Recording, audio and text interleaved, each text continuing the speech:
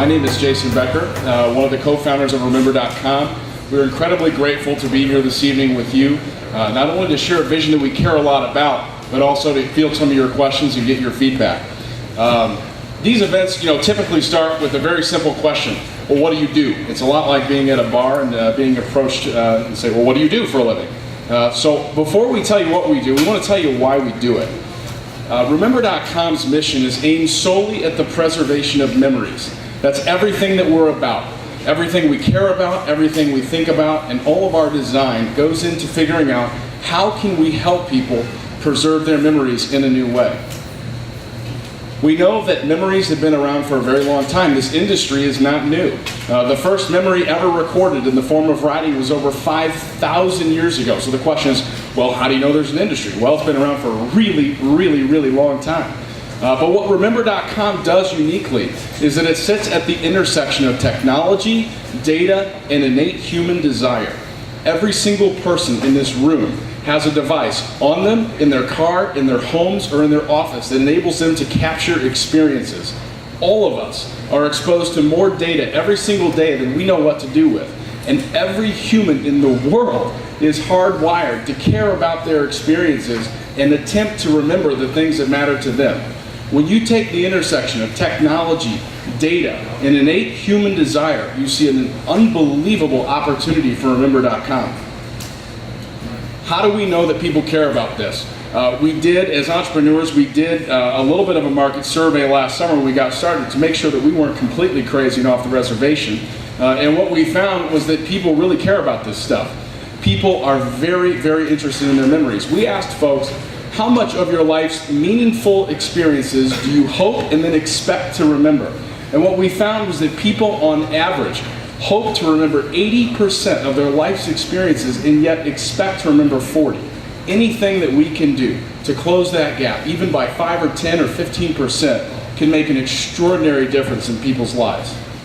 So now that we've told you why we exist, let's tell you what we're doing. Remember.com's core product is the Memory Bank.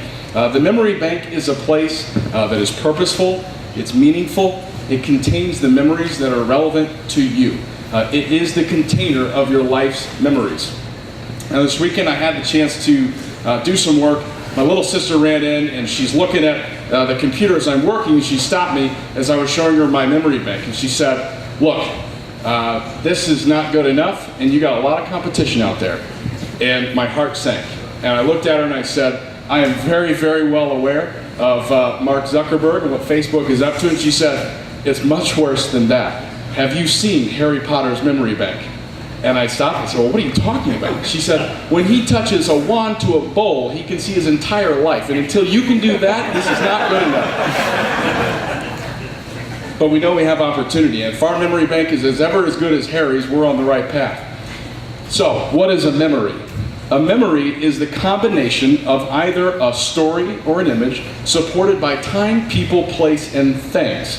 It is that combination that makes the unit of memory. As people, we don't actually have units of memory. Every time we remember an experience, we actually recreate it every single time. But that's not what Remember.com does.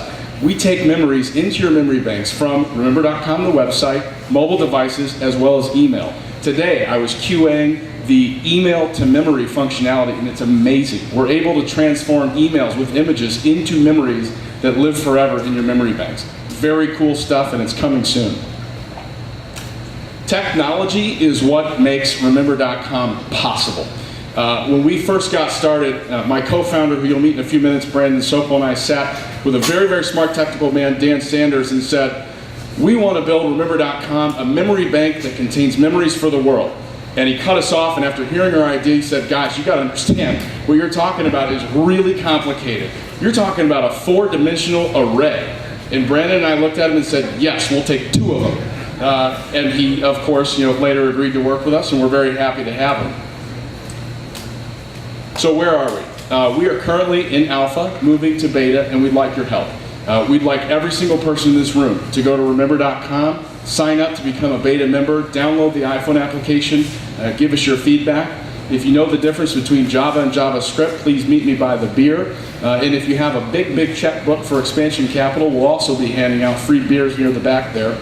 And at this time, I'd like to invite my team up to answer any questions that you may have. Thank you very much.